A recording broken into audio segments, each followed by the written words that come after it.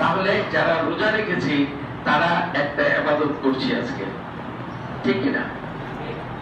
আর একটু আগে আমরা সালাত আদায় করেছি। সালাতটা কি ফরজ, বাধ্যতামূলক? সেই একটা ইবাদত করেছি আমরা। তাহলে এখন আমরা রোজাদার এবং নামাজ কায়েমকারী। একটু আগে নামাজ আমরা আদায় করেছি। আমাদেরকে এই শিক্ষা পারিবারিক ভাবে দেওয়া হয়েছে, শ্রদ্ধা উলামায়ে কেরাম দেওয়া হয়েছে, তোমরা বই পুস্তকে পড়েছ যে 12টি মাস আল্লাহ নির্ধারণ করে দিয়েছেন।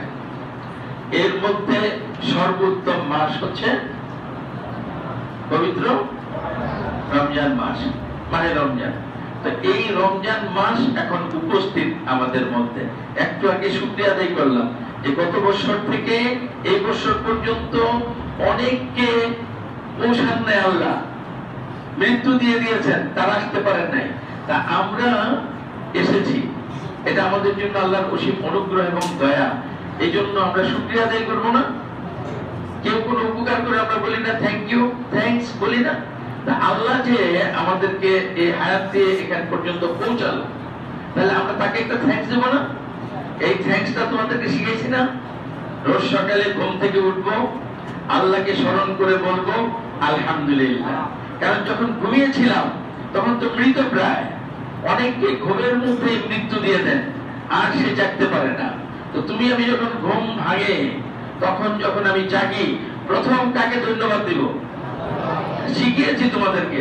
খালি এখানে পড়লে হবে না, তোমাকে হৃদয়ে ধারণ করতে হবে। কেন তুমি আলহামদুলিল্লাহ বলবা? কারণ তোমার তো মৃত্যু হয়ে গিয়েছিল, আবার যে পুনরায় তুমি জীবিত হলে, সেজন্য যে জীবন দান করলো তাকে একটা থ্যাঙ্কস দিবে না? থ্যাঙ্কস না দিলে তো অকৃতজ্ঞবান মানুষ। আর থ্যাঙ্কস দিলে কি তুমি কৃতজ্ঞবান মানুষ?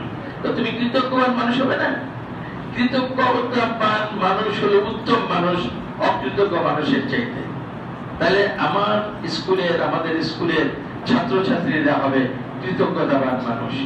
এবং যে স্রষ্টা আমাদেরকে সৃষ্টি করে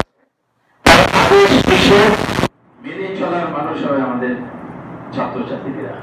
আল্লাহ সন্তুষ্ট হয় এমন কাজ বেশি বেশি করবে আমাদের স্টুডেন্টরা।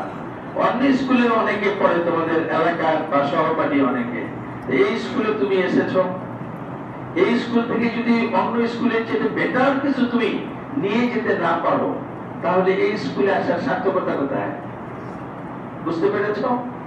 আমরা তোমাদেরকে শিক্ষা দিয়েছি, সবচেয়ে মর্যাদা পাবে কে? তোমাদের আমাদের কাছে মর্যাদাবান কে শিখিয়েছি না? বলো। আমি নতুন ওয়াজ করতে চাই না, পুরাণগুলি স্মরণ করে দিতে চাই। সবচেয়ে বেশি মর্যাদা মানুষ হলো পৃথিবীতে তার মা, তারপরে বাবা। এটা শিখিয়েছি না? তোমাদেরকে বলছি না?